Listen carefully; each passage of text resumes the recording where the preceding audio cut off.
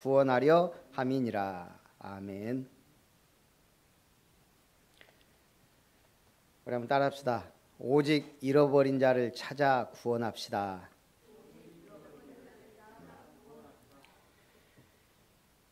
누가복음 전체의 가장 중요한 핵심 선구가 오늘 누가복음 19장 10절입니다. 인자가 온 것은 잃어버린 자를 찾아 구원하려 함이니라. 저번에 제가 집에서 미역국을 끓이는데 파를 넣으려고 탁 꺼냈더니 집사람이 그러더라고요. 집사람이 있는데 제가 왜 미역국을 끓였는지 모르겠어요. 어쨌든 미역국에는 파 안 넣는다고 그러더라고요. 그래서 난 금시초문인데 뭐 제가 아나요 뭐. 그래서 검색해봤더니 미역국에는 파를 안 넣더라고요. 음식 궁합이 안 맞는 거죠. 뭐 3가지 정도 이유, 식감이 안 좋고 칼슘이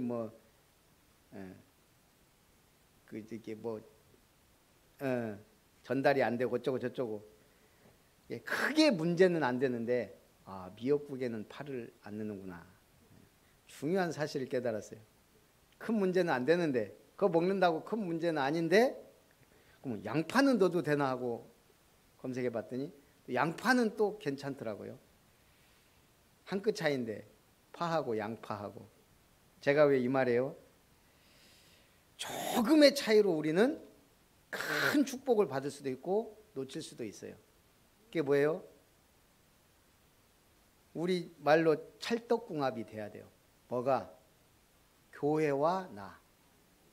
미역국의 파처럼 겉돌면 안 된다는 얘기예요. 교회는 하나님의 집이에요. 그러면 내 집처럼 평안하고 기쁘고 오기를 사모해야 돼요. 교회가 얼마나 중요해요. 또 하나님의 말씀과 나 겉돌면 안 돼요. 딱 찰떡궁합처럼 내가 붙잡아야 될 게 뭐예요? 말씀이에요. 우리가 교회 다니면서 말씀을 못 듣는다면 어떻게 되겠어요? 그것처럼 심각한 게 없는 거예요. 그래서 교회와 나, 말씀과 나는 찰떡궁합이다. 딱 그렇게 믿고 감사하며 생활해야 돼요. 자, 오늘 예수님이 제가 누가복음 19장을 딱 하면서 서론으로 누가복음에 중요한 게 빠진 걸 4장에서 사명을 잃어버린 자를 찾아 구원해야 되니까 사명에 대한 메시지를 4장에서 서론으로 붙잡았습니다. 오늘 예수님이 회당에 가셔서 선지자 이사야의 당시에는 책이 아니죠.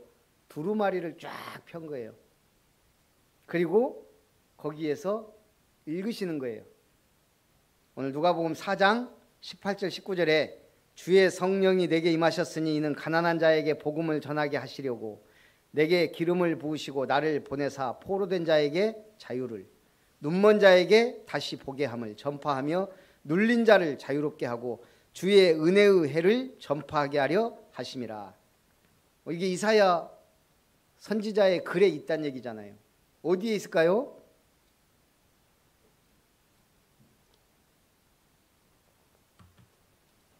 이런 건 찍으면 안 돼요. 정확해야 되니까. 이사야 61장 1절 2절. 주 여호와의 영이 내게 내리셨으니 이는 여호와께서 내게 기름을 부으사 가난한 자에게 아름다운 소식을 전하게 하려 하심이라. 나를 보내사 마음이 상한 자를 고치며 포로된 자에게 자유를 갇힌 자에게 노임을 선포하며 여호와의 은혜의 해와 우리 하나님의 보복의 날을 선포하며 모든 슬픈 자를 위로하되. 똑같아요? 틀려요? 예수님이 이 성경을 보고 읽으셨는데 똑같진 않아요. 비슷해요.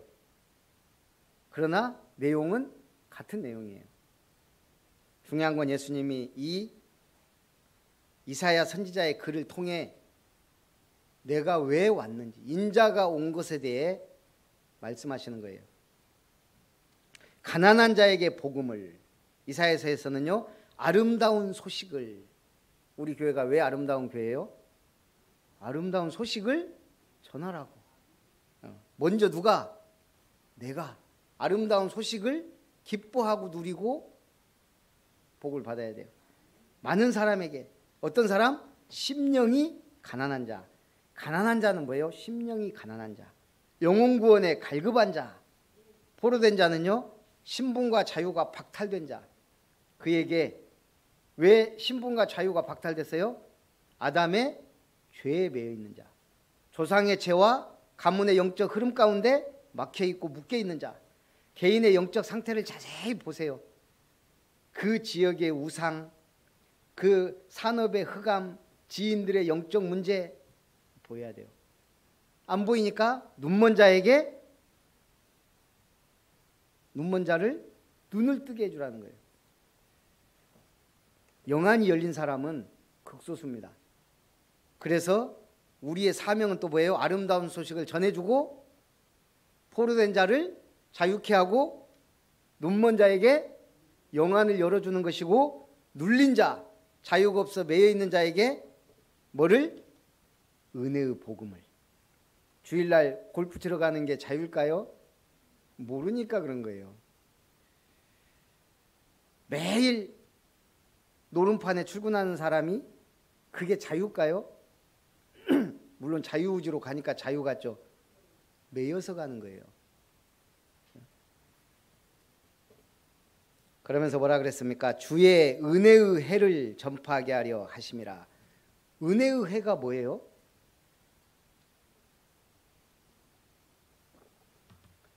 우리 7일째를 구약에서는 안식일이라 그랬어요. 너희는 안식일을 지켜라. 7년째는요 안식년이에요. 그 해에는 땅도 쉬게 하셨어요. 곡물도 6년째는 짓고 7년째는 쉬게 해라. 안식년. 목회하시는 분들도 안식년에는 쉬시는 분들도 있어요. 휴가도 가고. 그런데 그 안식년이 7번 지나면 몇 년? 49년. 50년째 되는 날을 무슨 년이라고 하죠? 희년이에요. 지금 은혜의 해는 그 희년을 말해요. 희년은 뭐 하는 해예요? 안식일은 쉬는 날이고 안식년은 안식하는 해예요. 쉬는 해. 희년은요? 그렇죠. 내가 기업의 땅, 가문의 땅, 약속의 땅을 자손 대대로 가문의 대대로 물려받아요. 어떤 집안 어떤 땅을 그 가문의 어떤 이스라엘은 그래 자기 땅이 정해져 있어요. 기업 이을 땅이란 얘기예요. 근데 그 땅을 돈이 없어갖고 팔아버렸어요. 근데 희년이 되면 그 땅을 잃었던 땅을 돌려주는 게 희년이에요. 그리고 내가 종이 됐어요. 돈이 없어갖고 남의 종살이를 해요. 50년째 희년이 되면 종에서 자유를 줘요. 그래서 이스라엘은 영원히 조상의 땅이 남의 땅이 되지 않고 영원히 종이 되지 않아요. 그게 하나님의 은혜의 해, 희년이란 얘기예요. 언제 완성됐어요? 예수님이 십자가 지시면서 다 이루었다. 끝난 거. 이제는 종이 없는 거예요. 복음 안에서는. 우리는 복음 누리는 자가 자유자예요. 이제 우리의 기업은 팔았다 받았다 하는 그런 기업이 아니고 하나님의 기업이에요. 그게 내게 주신 교회와 가정과 산업, 그게 하나님 주신 기업이에요. 다 이루셨다 그랬습니다. 자유롭게 살지 말고 그 기업을 잘 관리하고 가꿔서 하나님께 영광을 돌리라는 얘기입니다. 그래서 이사야 4장에 이 말씀 하놓고 뭐라 그랬어요? 이 글이 오늘 너희 귀에 응하였느니라. 이 이사야 선지자가 예언했던 이 말씀이 이제는 너희 귀에 응했느니라. 한마디로 뭐예요? 이걸 완성한 내가 왔다. 인자가 온 것은 뭘 하라고요? 잃어버린 자를 구원하기 위하여. 예수님 오시자마자 뭐래요? 천국이 가까이 왔다. 천국의 주인인 내가 왔다. 눈 떠라 이 말이에요. 기쁜 소식이다. 복음. 오늘 우리는 이걸 완성된 걸 믿는 거예요. 주 예수를 믿으라 그리하면 너와 내 집이 구원을 얻으리라. 수고하고 무거운 짐진 자들아 다 내게로 오라. 내가 너희를 쉬게 하리라. 완성돼 버렸어요. 그리스도 안에 들어가기만 하면, 그리스도 안에 있기만 하면 우리는 어마어마한 축복을 받았습니다. 이제 50년에 한 번 땅을 되찾고 자유자가 되는 게 아니에요. 예수 믿는 순간 영원히 우리는 큰 축복을 받은 줄 믿습니다. 이 축복받은 우리가 이제 뭐 해야 돼요? 첫째, 잃어버린 자를 찾아 구원하는 거예요. 어떻게? 누가복음 15장 1절부터 32절. 너희 중에 어떤 사람이 양 100마리가 있는데 그 중에 하나를 잃으면 99마리를 들에 두고 그 잃은 것을 찾아내기까지 찾아다니지 아니하겠느냐. 정상적인 목자는 양 100마리 다 알아요. 이름까지 지어줘요. 근데 그 아는 양 한 마리가 없어졌어요. 정상적인 목자는 이 양은 어떤 양이고 이 양은 누구 새끼고 다 안다고요. 족보까지. 그러니까 100마리, 1000마리가 돼도 안다면 아름다운 양이 없어졌네? 이름이 아름다운 미양이에요. 미양이가 없어졌어. 어떻게 해야 돼요? 찾으러 가는 거예요. 99마리는 들에 두고 가서 찾지 않겠느냐. 선한 목자는 자기 목숨을 버린다 그랬어요. 위험을 무릅쓰고 그 양을 찾아 나서는 거예요.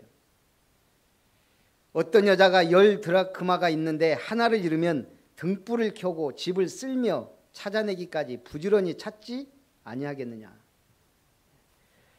드라크마는 고대 그리스 은화예요. 은화니까 귀하죠. 현대 그리스 화폐 단위기도 해요. 이 드라크마란 말은 움켜쥐다라는 그리스어 단어에서 나온 거예요. 돈을 막 움켜쥐려고. 움켜쥐어져요? 빠져나가는 게 돈이고 들어왔다 나갔다 하는 게 돈이에요. 거기에 너무 매이지는 않되. 중요한 건 뭐예요? 10 드라크마가 있는데 하나를 잃어버렸네. 우리 10,000원짜리가 10개 있으면 얼마예요? 10만 원. 근데 하나 잃으면 9만 원. 10만 원하고 9만 원은 차이가 있어요, 없어요? 있어요. 아니 우리가 축의금 내는데 5만 원이든 10만 원 내지 4만 원, 9만 원 내지는 않거든요. 이 만 원 차이가 굉장히 중요해요. 단위가 달라져 버려요, 단위가. 그러니까 지금 오늘 이 드라크마를 잃으면 등불 켜고 집을 쓸며 찾기까지 부지런히 찾지 않겠냐.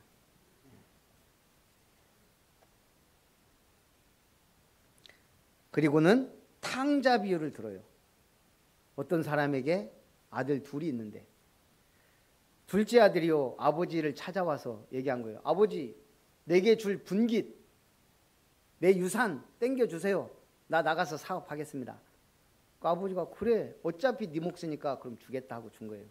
그러니까 이 친구가 가서 허랑방탕하게 다 탕진해 버렸어요. 뭐까지 먹었다고요? 돼지 먹는 쥐염 열매를 먹기까지. 그렇게 돌아다니다가 내 아버지 집에는 풍족한데 내가 차라리 그 집 종으로라도 들어가겠다. 자 멀리서 오는데 아버지는 오매불만 그 아들이 오기만을 바라보다가 저기 멀리서 오는데 알아봐요 못 알아봐요? 알아봐요.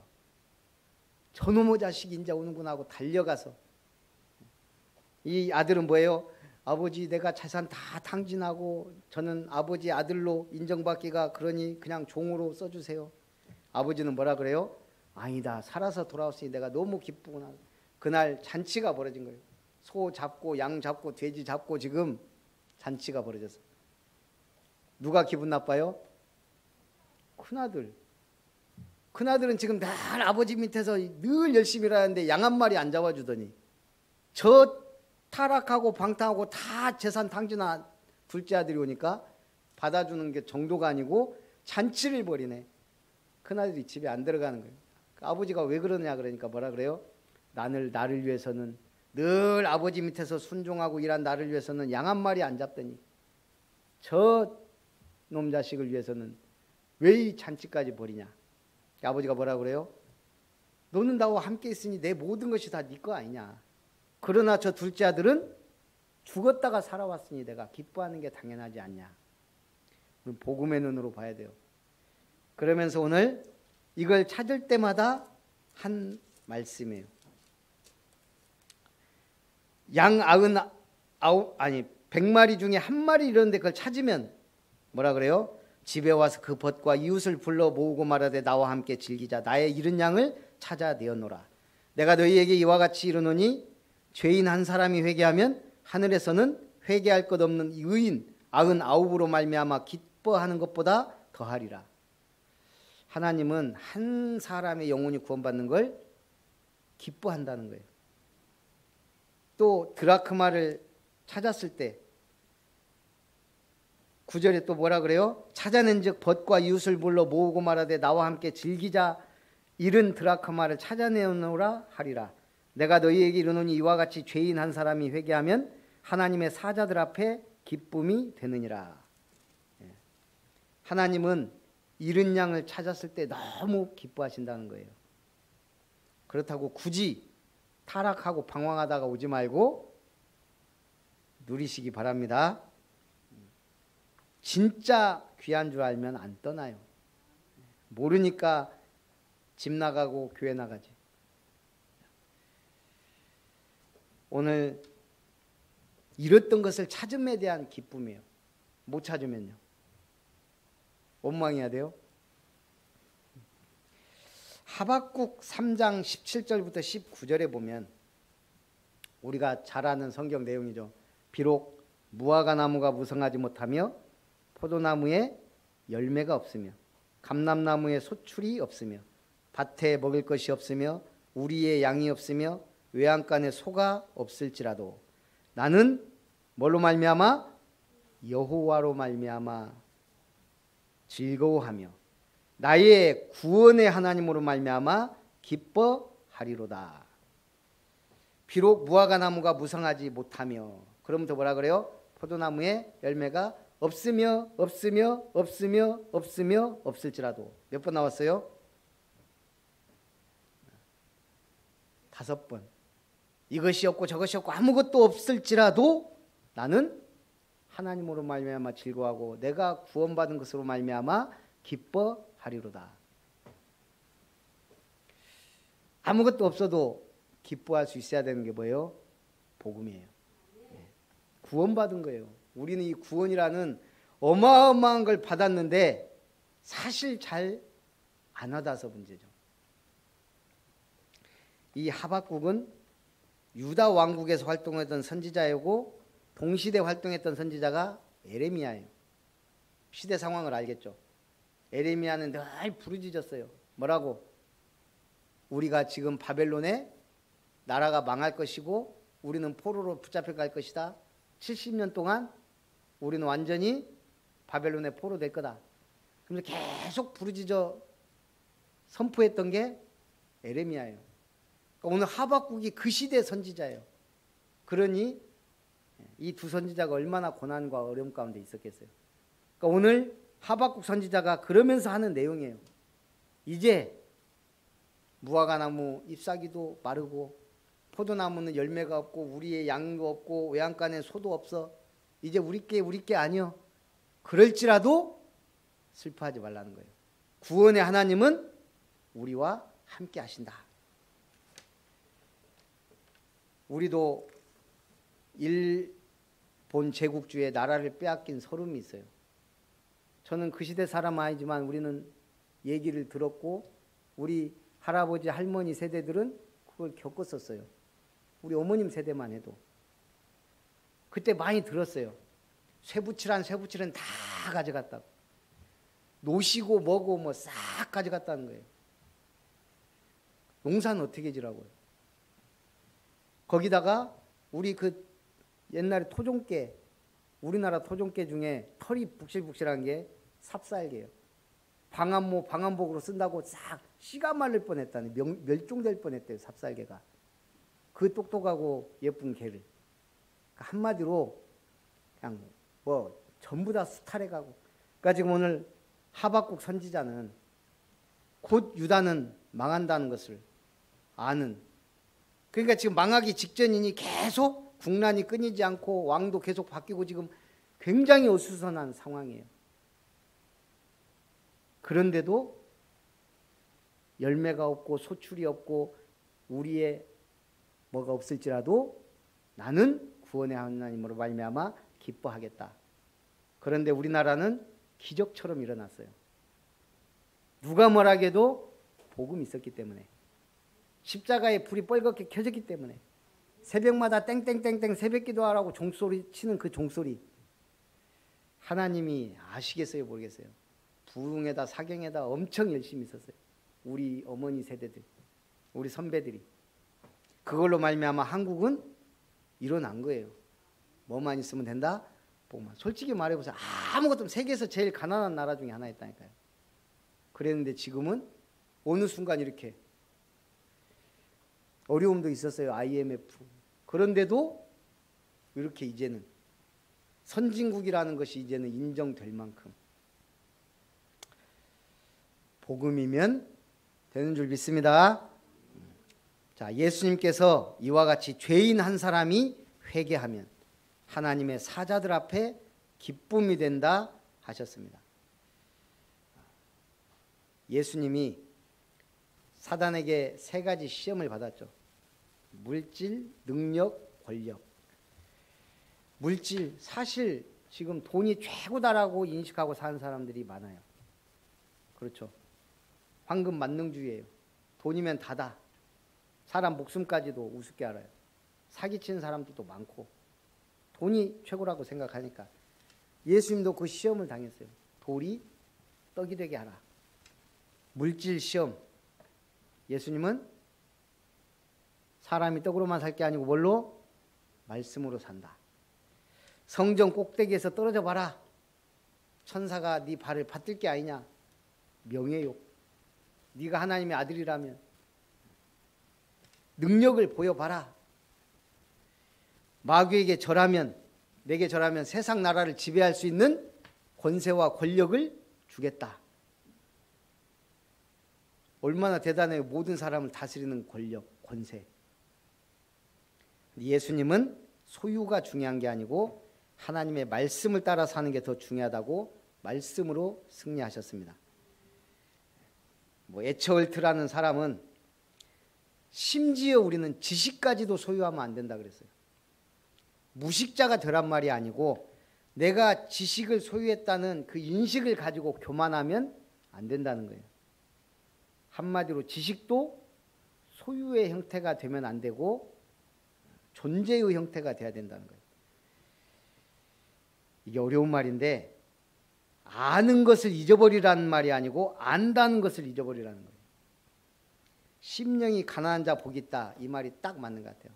심령을 비운 자. 하나님을 위해 심령을 비운 자가 복이 있는 거예요. 한마디로 바울이 잘 설명했죠. 이제 이 세상에 있는 것 없는 것처럼 살아라. 돈 있는 자는 없는 것처럼 살아라. 아내도 있는 자는 아내조차도 없는 것처럼 살아라. 왜요? 영원한 게 아니니까. 진짜 중요한 건 아니니까. 다 사라질 것이요 지나가는 거니까. 무엇을 위해 살아라? 영원한 천국의 소망을 가지고 복음을 누리며 응답받으며 증인의 삶을 살라는 거예요. 자, 그래서 오늘 예수님이 진짜 잃어버린 자 한 명을 찾았는데 그게 누구예요? 삭개오예요. 오늘 삭개오를 만나주신 예수님. 예수께서 여리고에 들어가시자 세리장 삭개오가 보고자 합니다. 사람들이 많으면 예수님 본다고 막 사람들이 막 몰려왔는가 봐요. 그러자 키가 작은데 보니까 옛날에 성경에는 무슨 나무? 뽕나무로 알고 있었어요. 그러다가 이제 원어를 연구해서 돌무화과 나무로. 뽕나무하고 돌무화과는 좀 달라요. 뽕은 뽕나무 열매를 맺고 돌무화과 나무는 무화과처럼 생긴 작은 열매를 맺어요. 높이도 돌무화과 나무가 높아요. 한 10m 정도 되는 나무예요. 그러니까 이스라엘에 가면 삭개오의 뽕나무라고 이렇게 있는가 봐요. 물론 그 나무는 아니겠죠. 2000년이 넘었는데. 근데 그런 나무들이 있어서 이렇게 삭개오의 뽕나무라고 소개도 하는 것 같아요. 중요한 건 그 나무가 올라가기 쉬운 나무가 아니에요. 제법 한 몇 미터까지는 그냥 굵고 이렇게 높더라고요. 이게 뭐예요? 보고자 하는 마음이 간절했다는 얘기예요. 여러분, 세리장이면 위치가 어느 정도 될까요? 세리장. 또 장과 어떤 분은 그래요. 국세청장급이라고. 근데 제가 볼 때는 국세청장보다는 여리고성의 세리장이에요.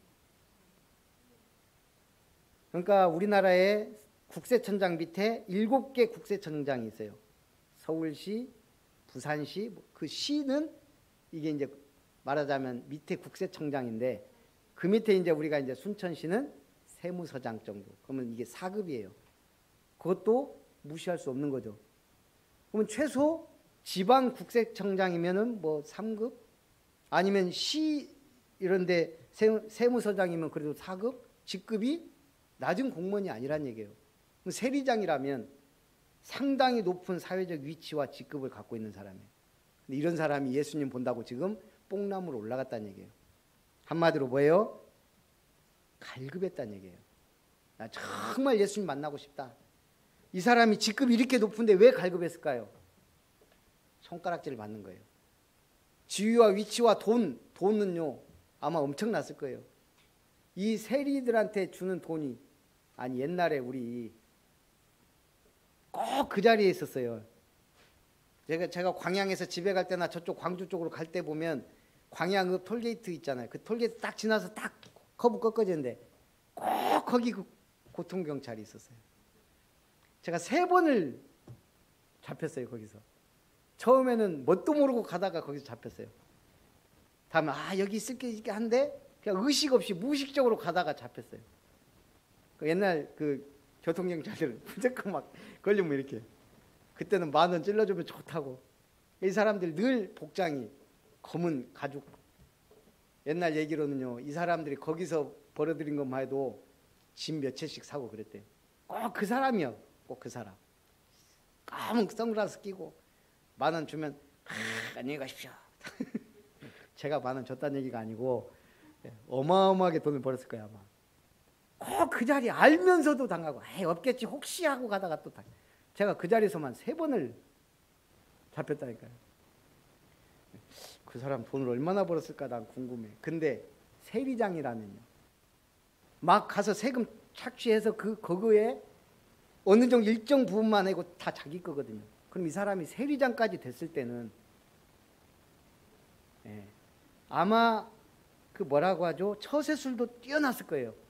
로마의 정부 요직의 사람한테 뇌물을 바치든 뭘 하든 그 자리에 올라가기까지 이 당시에 실력? 그거하고는 참 그렇게 부와 명예를 얻은 사람이에요. 그런데 뭐예요? 이스라엘 사람들이 볼 때는 로마의 한마디로 끄나불이에요. 매국노란 말이에요. 로마 정부에 빌붙어서 자기 민족의 고열을 빨아먹는. 그러니 세리장이었지만 이 삭개오가 얼마나 거기에 대해서 뭔가 있었겠어요. 그래서 돌무화나무에 올라갔는데 하필이면 또 예수님이 그 자리에 딱 서셔갖고 삭개오 쳐다보면서 뭐라 그래요? 삭개오야 내려와라. 내가 오늘 내 집에 유하겠다.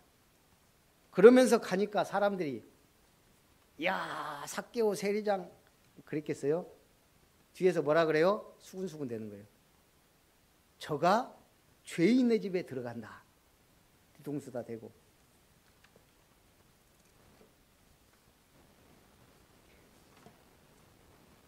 돈을 쫓고 돈으로 살던 인생이 예수님을 만나면서요.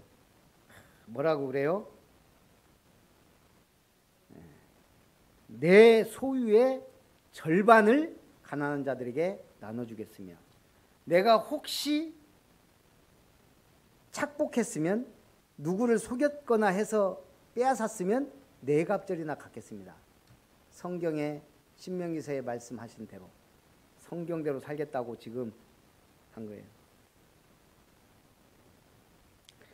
찰리 채플린이 그랬다죠.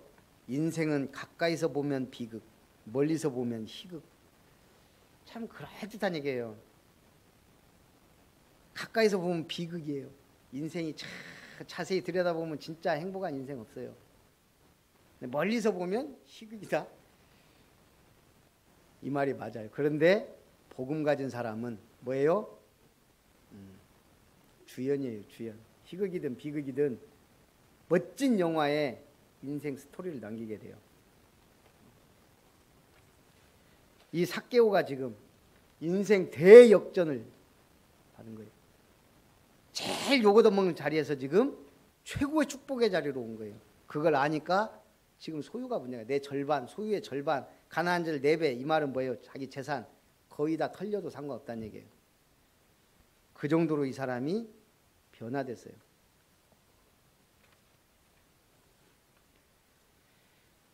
그의 고백과 다짐을 보면서 오늘 예수님이 뭐라고 합니까?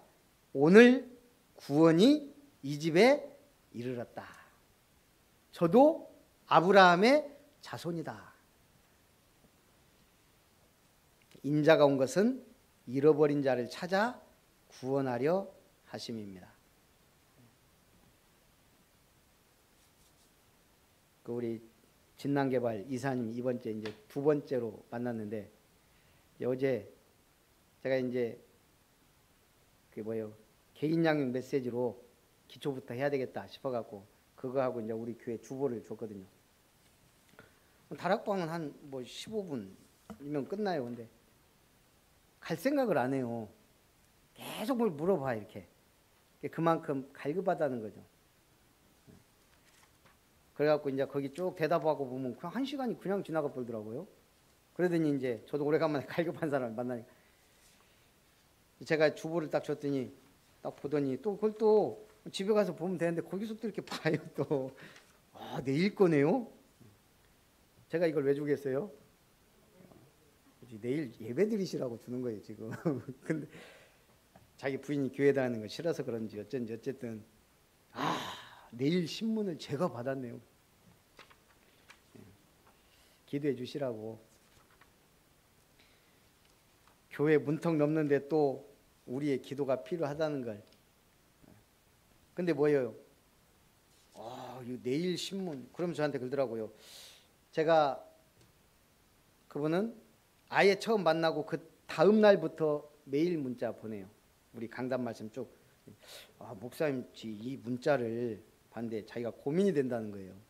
왜 이걸 외워야 되는지. 그게 매일 그래서 내가 보니까 머리가 그렇게 좋은 분이 아니에요. 내가 보니까 현장맨이지.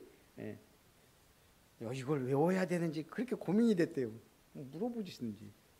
이거는 그냥 하루를 시작하면서 딱 말씀 읽어보고 힘 얻고 하시라고. 의외로 순수해요. 여러분들은 그런 고민 안 하잖아요. 밀려나 봐요. 주일날 예배 드린 것도 다 나가자마자 까먹는데. 우리가 순수한 마음으로 돌아가자 이 말이에요. 말씀은 그냥, 근데 내 속으로는 그랬어요. 사실 외우면 엄청 좋은데. 하나님의 말씀인데요. 우리가 오만 것 때만 거 다 머리에 집어넣고 사는데 말씀만 남는 게 제일 좋은 거예요. 우리의 삶은 복음 있는 게 가장 좋은 거예요. 그 축복 누리시기를 주님의 이름으로 축복합니다. 자, 그래서 결론, 인자가 온 것은 잃어버린 자를 찾아 구원하려 하심이라. 딱 2가지 기억해야 돼요. 뭐요? 영생을 주시기로 작정된 자는 다 믿더라. 그러니까 이방인들을 듣고 기뻐하여 하나님의 말씀을 찬송하며 영생을 주시기로 작정된 자는 다 믿더라. 그럼 뭐 하는 거예요? 영생을 주시기로 작정된 자 분명히 우리 주변의 지역에 다 있는데 누가 가서 말해주냐요. 우리가 말하지 않는다면 우리는 직무유기. 그 사람의 구원은 오리무중. 교회는 엉망진창. 이렇게 되면 안 되잖아요. 분명히 하나님은 절대 계획을 가지고 우리를 부르셨기 때문에 이걸 찾자 이 말이에요. 분명히 있어요. 그런데 우리를 어떻게 부르셨어요? 제가 언약 성취를 위해 택한 그릇이 있어요. 순천 복음화를 위하여, 순천에 구원받은 자를 위하여 아름다운 교회를 세우신 겁니다. 사울이 제자들에 대해 위협과 살기가 등등하여 대제사장에 가서 공문을 청하여 그리스도를 따르는 사람, 이 도를 가진 사람을 만나면 예루살렘으로 끌고 잡아가서 감옥에 쳐넣으려고 지금 사울이 살기가 등등해서 지금 예수 믿는 것들 다 잡아 죽여야지. 그러고 지금 공문까지 받은 사람이에요. 그래서 예루살렘으로 잡아오려고 다메섹에 가는데 하늘에서 빛이 비치고 소리가 난 거예요. 그때 사울이 깜짝 놀라서 주여 니시니까 나는 네가 핍박하는 예수라. 그래놓고 눈을 어둡게 해서 저기 직가라 하는 누구 집에 있게 만들어 놓고 다메섹의 제자 아나니아를 환상 중에 하나님 예수님이 깨우신 거예요. 아나니아라, 지금 직가라 하는 사람 누구의 집에 가라. 거기 사울이라는 친구가 지금 눈이 멀어갖고 있다. 그렇게 가서 세계적인 최고의 사도 바울이 나온 거예요. 누가 전도했어요? 아나니아? 아나니아는 쓰임 받았어요. 주께서 역사하셔서. 오늘 우리를 왜 부르셨어요? 가라, 이 사람은 내 이름을 이방인과 임금들과 이스라엘 자손들에게 전하기 위하여 택한 나의 그릇이라. 순천에 우연히 산 게 아니고, 순천뿐 아니고 호남 동부. 아까 우리 권사님이 얘기했더니 저는 엘리야 김이에요. 엘리야의 사명이 뭐예요? 바알에게 무릎 꿇지 아니한 7,000명. 신기하죠? 우리 호남 동부 70만 명에게 복음을 전하려면 7,000명이 필요해요. 그래서 동부시찰 교역자회 회장을 맡았는데 계속 하라고 지금. 제가 솔직히 작년까지는 동부시찰 교역자회 회장으로서 동부시찰 교회들 놓고 기도를 안 했어요. 그냥 교회 뭐 어디 교회. 요즘은 그 교회들 이름 부르면서 기도합니다. 특별 새벽 기도회니까 하나님이 또 거기도 하게 하시더라고요. 그래서 이제는 교회와 목사님. 근데 신기하죠. 열 몇 개 교회인데 13개. 교회 이름이 생각이 안 나는 목사님이 있어요. 한 번씩. 신기하죠. 그래서 어쨌든 우리 동부시찰 교회들도 이제는 목사님 놓고 기도하고 그러고 있는데, 하나님이 내게 주신 사명, 여러분들 우리의 아름다운 교회 부르신 사명이 뭐예요? 순천 여수 광양 70만 영혼에게 복음을 전해야 되는데, 거기를 넘어서 237 나라의 빛을 발하는 게 분명한데, 우리 렘넌트들이 서밋으로 선 게 맞는데, 중요한 건 뭐예요? 나의 가정, 나의 산업, 내가 있는 현장, 그거는 여러분의 나와바리, 하나님 주신 기업이란 얘기입니다. 승리하시기를 주님의 이름으로 축복합니다. 살아계신 하나님, 오직 잃어버린 자를 찾아 구원하라는 말씀 붙잡고 한 주간도 잃어버린 자를 찾아 최고의 축복과 은혜 받는, 응답받는 복된 증인의 삶을 살게